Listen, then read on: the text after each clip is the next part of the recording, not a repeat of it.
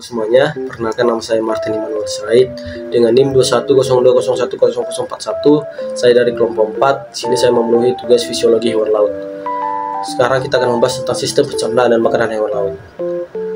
Kita akan membahas yang pertama tentang ikan, yang kedua cephalopoda, yang ketiga crustacea, keempat reptil laut, kelima moluska, dan keenam cetacea. Yang pertama tentang ikan, sistem pencernaan dan makanan pada ikan. Sistem pencernaan pada ikan dimulai dari mulut, rongga mulut, faring, oesophagus, lambung, pylorus, usus, rektum, dan anus. Langkah proses pencernaan makanan pada ikan dimulai dari mulut dan rongga mulut. Kemudian makanan digiling menjadi kecil-kecil oleh gigi dan dibasahi oleh saliva. Selanjutnya, disalurkan melalui faring dan oesophagus. Pencernaan di lambung dan usus halus. Dalam usus halus diubah menjadi asam-asam amino, monosakarida, gliserida, dan unsur-unsur dasar yang lainnya. Absorpsi air dalam usus besar, akibatnya isi yang tidak dicerna menjadi setengah padat. Kemudian feses dikeluarkan dari dalam tubuh melalui klauka, kemudian dia ke anus. Makanan ikan merupakan campuran dari berbagai bahan pangan, baik nabati maupun hewani, yang diolah sedemikian rupa sehingga mudah dimakan dan dicerna, sekaligus merupakan sumber nutrisi bagi ikan yang dapat menghasilkan energi untuk aktivitas hidup. Ikan membutuhkan materi dan energi untuk aktivitas kehidupannya. Nutrien yang dibutuhkan dalam hal ini berupa protein, lemak, dan karbohidrat. Selain itu, ikan juga memerlukan vitamin dan mineral dalam jumlah yang memadai. Kedua, cephalopoda. Sistem pencernaan dan makanan pada cephalopoda. Sistem pencernaan makanan pada kelas cephalopoda ini terdiri dari rongga mulut, faring, esophagus, lambung, intestine, rektum, dan anus. Pada kelas cephalopoda terdapat kelenjar pencernaan yang terdiri dari kelenjar ludah, pankreas, dan hati. Makanan yang ditangkap menggunakan tentakel kelas cephalopoda akan memegang mangsa menghadap pembukaan mulut. Pada bagian mulut terdapat seperti paruh burung yang mampu memegang makanannya dengan kuat sehingga radula bisa menusuk mangsanya menjadi potongan yang halus. Cumi tidak bisa menelan potongan mangsa yang besar, dikarenakan makanan yang dicerna akan melewati lubang melingkar yang berada di tengah otak cumi. Sehingga apabila potongan makanan terlalu besar, maka dapat merusak otak. Kemudian lidah akan mendorong makanan dari mulut menuju kerongkongan. Yang kedua, makanan cumi-cumi memakan ikan dan udang-udang yang berukuran kecil, menyesuaikan dengan ukuran tubuhnya. Gurita bisa memakan berbagai jenis hewan laut seperti udang, ikan, cumi-cumi, dan kerang. Begitu juga dengan sotong. Hewan yang memadai mangsanya berupa kepiting, ikan kakap, dan lain-lain. Jenis makanan biasa kelas cephalopoda memakan udang-udang kecil dan ikan-ikan yang memiliki ukuran kecil. 3. Crustacea. Sistem pencernaan dan makanan pada crustacea. Alat pencernaan makanan crustacea ialah saluran yang dimulai dari mulut pada bagian depan anterior hingga anus pada bagian belakang atau posterior, di mana mulut terletak pada bagian anterior tubuhnya, sedangkan esophagus, lambung, usus, dan anus terletak di bagian posterior.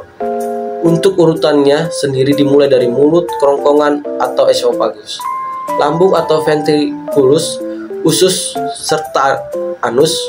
Hewan ini memiliki kelenjar pencernaan atau hati yang terletak di kepala, dada, di kedua sisi abdomen. Sisa pencernaan selain dibuang melalui anus, juga dibuang melalui alat ekskresi disebut kelenjar hijau yang terletak di dalam kepala. Makanan. Sistem pencernaan makanan crustacea berupa bangkai hewan-hewan kecil, plankton, alga, dan ganggal. Yang keempat, reptil laut.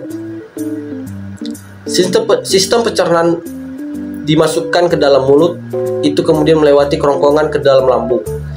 Setelah dicerna di lambung, makanan kemudian masuk ke dalam usus, di mana nutrisi diserap ke dalam aliran darah. Usus reptil laut biasanya lebih panjang daripada usus mamalia untuk membantu dalam penyerapan nutrisi dari makanan yang sulit dicerna. Analisis mikroskopi mukosa esophagus mitigasi juga mengungkapkan adaptasi seperti epitel squamata berkreatin yang kemudian besar memberikan perlindungan terhadap gesekan yang ditimbulkan oleh perjalanan makanan. Terlebih lagi, tidak adanya kelenjar menguatkan fakta bahwa organ ini hanya berhubungan dengan pengangkutan makanan ke lambung. Makanan. Penyu laut bersifat karnivora atau herbivora, tergantung pada spesiesnya. Makanan yang biasa dikonsumsi oleh penyu laut adalah sebagai berikut. Yang pertama adalah rumput laut. Beberapa spesies penyu laut seperti penyu hijau bergantung pada rumput laut sehingga bagian dari diet mereka. Biasanya mereka memakan rumput laut yang tumbuh di dasar laut atau di terumbu karang. Kedua, alga. Beberapa spesies penyu laut, terutama penyu sisik dan hijau, mengandalkan alga sebagai sumber makanan mereka. Cnidaria. Yang ketiga, cnidaria. Beberapa spesies penyu laut seperti penyu belimbing memakan cnidaria mirip dengan ubur-ubur. Yang keempat, siput dan moluska. Penyu juga dapat memakan siput, moluska, dan invertebrata laut kecil lainnya. Yang kelima, kerikil dan krustasea kecil. Beberapa spesies penyu laut termasuk penyu belimbing memakan kerikil dan krustasea kecil lainnya. Selain itu, beberapa penyu laut juga dapat memakan ikan kecil dan hewan laut lainnya, terutama penyu yang lebih besar seperti penyu belimbing. Jenis makanan yang dikonsumsi oleh penyu laut bervariasi tergantung pada spesiesnya dan lingkungannya di mana mereka tinggal. Yang kelima adalah moluska. Sistem pencernaan dan makanan moluska. Sistem pencernaan moluska meliputi mulut, kerongkongan, lambung, usus, dan anus. Sistem pencernaan ini memungkinkan moluska untuk mencerna berbagai jenis makanan, baik tumbuhan maupun hewan. Beberapa jenis moluska seperti siput dan kerang memiliki gigi yang digunakan untuk mengunyah makanannya. Sedangkan pada jenis moluska yang lain seperti cumi-cumi dan gurita memiliki paru-paru dan insak sebagai bagian dari sistem pencernaan mereka. Makanan. Moluska merupakan organisme yang mencakup berbagai jenis makanan, tergantung pada spesiesnya. Sebagian besar moluska adalah hewan filter feeder, yang berarti mereka memakan partikel organik yang ada di air seperti plankton. Contohnya ada kerang dan tiram. Sementara itu, moluska lainnya seperti cumi-cumi dan keong merupakan pemangsa aktif yang memakan ikan kecil, krustasea, dan bahkan moluska lainnya. Jadi, jenis makanan yang dimakan oleh moluska dapat bervariasi luas tergantung pada spesiesnya. Yang keenam, cetacea. Sistem pencernaan dan makanan cetacea. Sistem pencernaan cetacea telah berkembang secara unik untuk memenuhi kebutuhan mereka sebagai hewan laut yang besar dan aktif. Yang pertama, mulut dan gigi. Cetacea memakan makanan mangsa baik yang ditelan satu persatu seperti pada paus bergigi, atau dalam jumlah ribuan seperti paus balin, tidak dikunyah melainkan ditelan utuh kemudian masuk ke kerongkongan. Yang kedua, kerongkongan. Kerongkongan paus biru meskipun memakan 2-3 ton krill sehari, hanya berukuran panjang 15 hingga 25 cm jika diluruskan sepenuhnya. Yang ketiga, lambung. Makanan kemudian diarahkan menuju lambung, tempat kelenjar menghasilkan asam dan enzim yang digunakan untuk mencerna makanan. Makanan dicerna kurang lebih dari 2-5 jam bagi paus.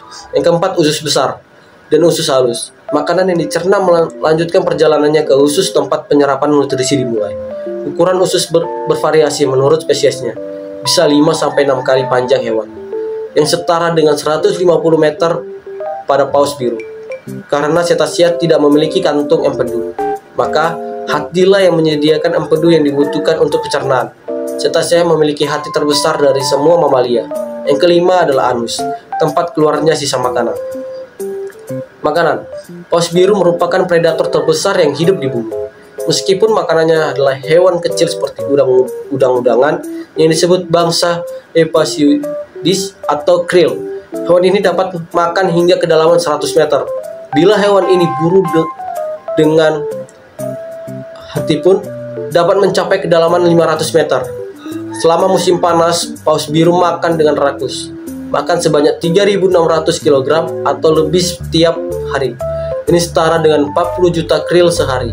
Seekor paus boleh mempunyai satu seri gigi yang terdiri dari 260-400 gigi seperti sisir yang saling menumpuk, yang menempel bergantung pada setiap bagian rahang atau di mana gigi berada.